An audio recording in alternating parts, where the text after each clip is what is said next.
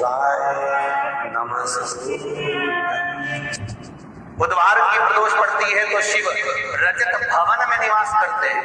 बुधवार की प्रदोष कामना की पूर्ति करते हैं। सब जगह भटक ली है।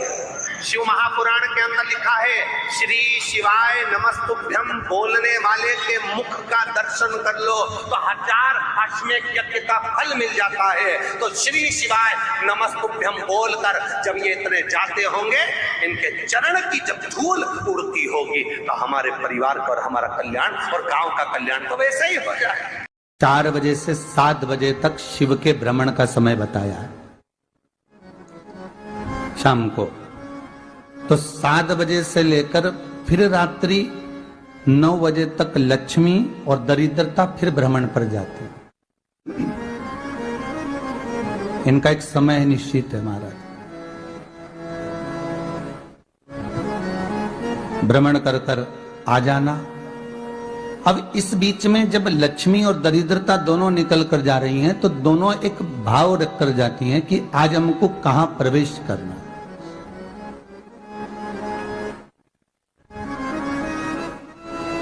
आज हमें किस जगह पर प्रवेश करना है, आज हमें कहां पहुंचना है, आज हमें किस जगह जाना है।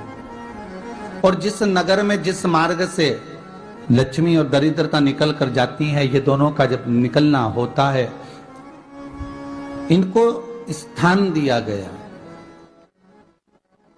जहां पर स्वच्छता हो, घर के दरवाजे पर रंगोली डली हुई हो, द्वार पर जल छीटा गया हो। महाराज, उस द्वार पर लक्ष्मी प्रवेश करती है तो दरिद्रता भी जाने लगती है अंदर। जब दरिद्रता अंदर जाने लगती है तो लक्ष्मी उसको रोक देती है, पहले मैं देखकर आती हूं कि तेरे लिए स्थान है कि नहीं, तू यहां रुक।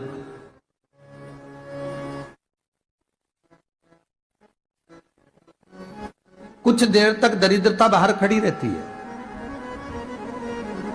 और लक्ष्मी जी की बड़ी बहन जब दरिद्रता बार बार अंदर जाने का प्रयास करती है तो लक्ष्मी जी कहती हैं, जीजी तू इतनी बड़ी होकर तुझे मालूम है तू तेरा सम्मान होना चाहिए, आदर होना चाहिए, और तू अंदर चली जाए और कोई तेरा सम्मान ना करे तो कितना बुरा लगेगा, इसलिए तू बाहर खड़ी रहे। मैं अभी आई।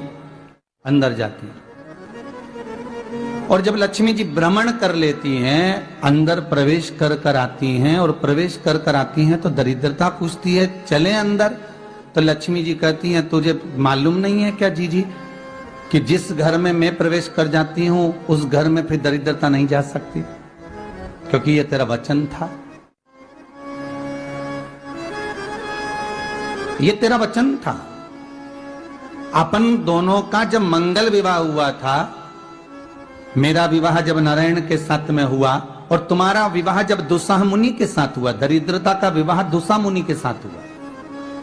जब अपना दोनों का विवाह हुआ था तो अपन दोनों ने एक वादा करा था कि जिस घर में लक्ष्मी प्रवेश कर जाएगी उस दिन फिर दरिद्रता नहीं जाएगी, और जिस घर में दरिद्रता प्रवेश कर जाएगी उस घर में फिर लक्ष्मी नहीं जाएगी। अब जब मैं अंदर देख कर आ गई हूं तो तू अंदर नहीं जा सकती, अर्थात लक्ष्मी के चरण जिस घर में पड़ गए उस घर में फिर दरिद्रता प्रवेश नहीं कर रही।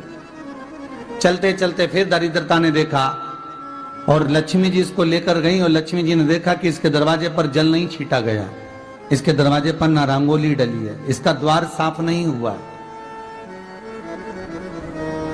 इसके द्वार पर दीप नहीं है, इसके द्वार पर कलश नहीं है, इसके दरवाजे पर ढेर सारा कचरा पड़ा हुआ है, कोई स्वान कोई कुत्ता गंदगी भी कर कर चला गया है, कहीं बिल्ली ने गंदगी कर रखी है, कहीं जीवों ने कुछ गंदा गिरा रखा है। तो फिर लक्ष्मी जी कहती है, जी जी अब मैं होकर आ गई थी ना, अब तू जा, तू होकर आ। और दरिद्रता प्रवेश करती है तो अंदर जाकर क्या देखती है दरिद्रता कि इतनी सवेरे से मैं घूमने इनके दरवाजे पर आई और ये तो सब चादर तान के चकाचक गुर्राटा भर भर कर सो रहे हैं।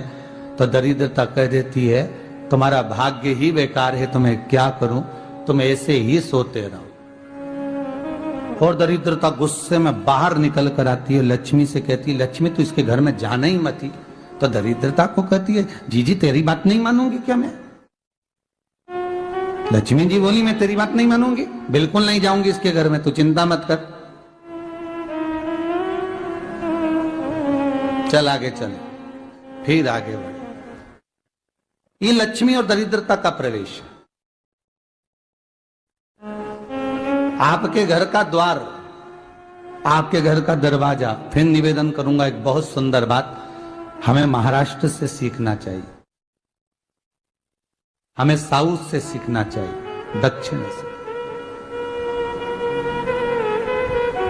जिस समय पर भक्ति देवी यमुना जी के घाट पर रो रही थी अपने पुत्र ज्ञान और वैराग्य को गोदी में लेकर, समय देव ऋषि नारद ने एक प्रश्न किया था कि तुम कहां पर पोषित हुई हो, तुम्हें ऊर्जा कहां से प्राप्त हुई? तो कहा मैं गुजरात से तो चली हूं। और वहां से चलती चलती भक्ति देवी कहती है मैं बहुत दुखी होकर, बूढ़ी होकर, द्रवित होकर, बड़ी दुख में वहां से चलते चलते जब मैं महाराष्ट्र में पहुंची तो मैंने वहां जाकर देखा कि वहां पर लोग हर पल हर घड़ी ब्रह्म मुहूर्त में उठकर स्मरण करते हैं, नाम जाप करते हैं और दरवाजे पर जल छीट कर रंगोली डालते हैं। तो कह रही है कि वहां पर मैं थोड़ी अवस्थावान होने लगी, वहां मुझे अच्छा लगने लगा।